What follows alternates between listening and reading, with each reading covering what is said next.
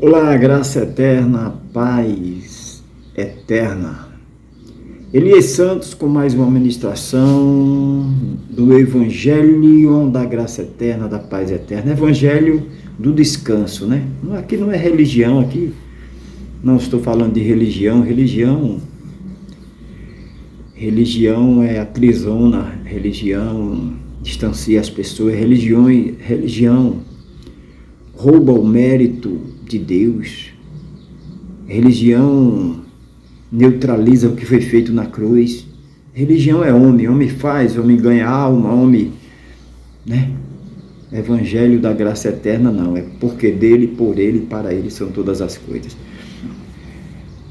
Amados, queridos, Igreja Santa, o nosso tema é Jesus já tirou o pecado do mundo? Uma pergunta.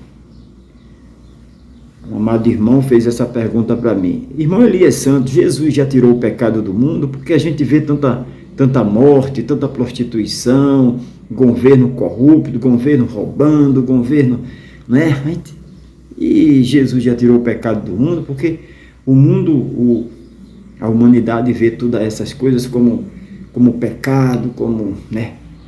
Então, vamos orar e daqui a pouquinho nós estaremos respondendo. Maravilhoso conselheiro Deus forte, Pai de eternidade, usa minhas pregas vocais, minha mente, minha vida como canal de bênção, canal como a tua voz, como o Senhor usou o apóstolo Paulo. Usa-me, Senhor. Quero declarar como o apóstolo Paulo declarou: combati o bom combate, acabei a carreira, guardei a fé. Quero combater esse bom combate. Eu quero levar a verdade, João 8,32, quero levar a verdade da graça, quero levar o que aconteceu na cruz, quero proclamar, levantar a bandeira da cruz, não a cruz, o madeira, que eu não estou com a cruz aqui fazendo apologia, não, o que aconteceu na cruz. Por isso, usa-me, Senhor. É isso que eu te peço, é isso que eu já te agradeço. Então, igreja santa, igreja sem ruga, igreja perfeita de Cristo. Igreja não é salões, prédios, catedrais. Igreja é os filhos eleitos, predestinados, adorando exclusivamente a Ele, porque dele, por Ele, para Ele são todas as coisas. Ele quem? Jesus Cristo, o Deus eterno sobre todos. Jesus Cristo é o nosso Deus eterno sobre todos. Então, preparei esse texto aqui, não quero deixar a mensagem muito extensa. Preparei esse texto aqui, livro histórico de João, capítulo 1, livro histórico de João, capítulo 1, versículo 29, diz assim. Nossa pergunta é, fizeram esta pergunta para mim, eu quero compartilhar com os irmãos e tentar responder, né? Eu não sou o dono da verdade, mas procuro cada dia crescer na graça e no conhecimento.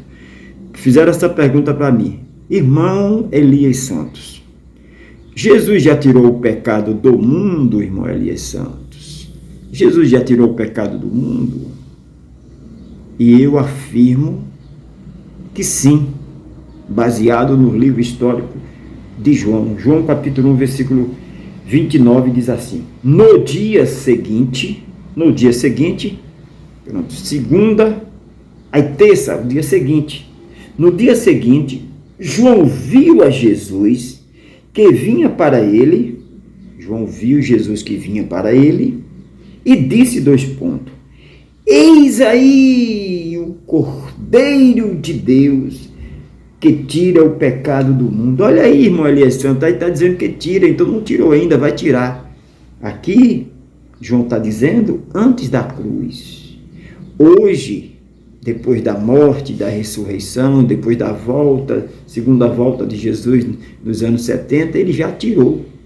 Mas, irmão Elias Santos, se ele tirou é porque o marido está matando a mulher, porque o pai está estrupando a filha, porque o governo aí está tirando o pão, o leite da boca das crianças para viver uma vida de luxo.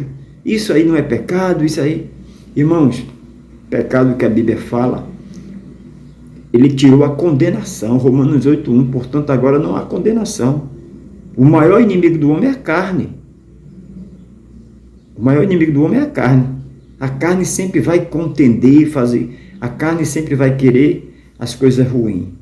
Agora, só que tudo é lícito, mas nem tudo convém, nem tudo edifica. O eleito de Deus, o filho de Deus, escolhido desde antes da fundação do mundo, ele não tem prazer nisso. Ele foge disso. É uma luta constante da carne contra o espírito. O eleito de Deus, o predestinado de Deus, escolhido antes da fundação do mundo, ele não tem prazer, ele pode até cair, mas ele não fica prostrado, ele não se gloria no mal. Ele pode até fazer isso, mas ele não permanece fazendo isso. Porque ele tem nojo, ele tem repúdio dessas coisas. Quem continua fazendo essas coisas é a semente do mal, porque foi para isso que ele veio. Não pode o oleiro de uma massa fazer 2 vasos, um para honra, um para desonra? Lógico que pode. Lógico que pode. Né? Então Deus faz para lhe apraz.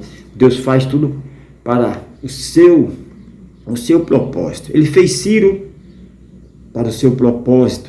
Ele fez Adão.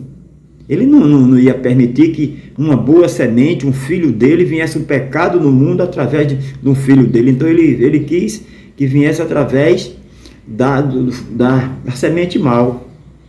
Né? Ele faz como lhe apraz. Antes da lei já existia pecado. Só que não sabia o que era certo e o que era errado. A lei veio para mostrar, isso é certo, isso é errado. Por isso que diz o ministério da condenação, o ministério de Pedro, que acusava, olha, adulterar é pecado, olha isso.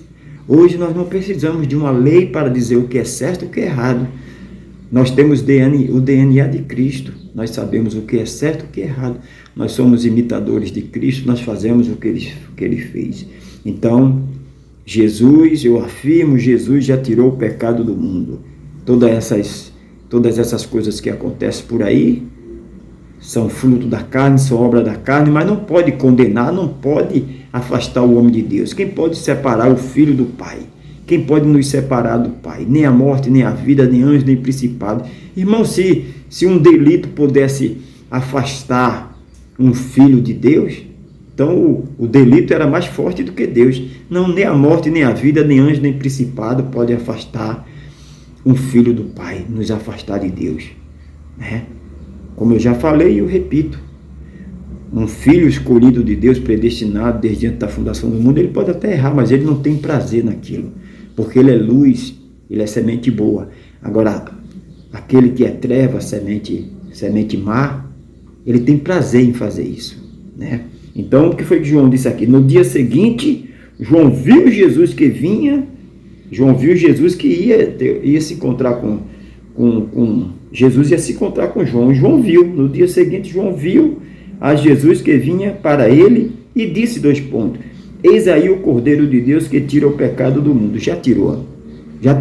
Amém? Não há condenação. Romanos 8:1. Portanto, já nenhuma condenação para os eleitos, os predestinados, que está em Cristo Jesus.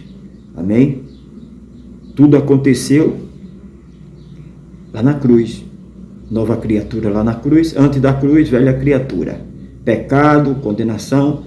Depois da cruz, depois da morte e da ressurreição, nova criatura. Já somos nova criatura.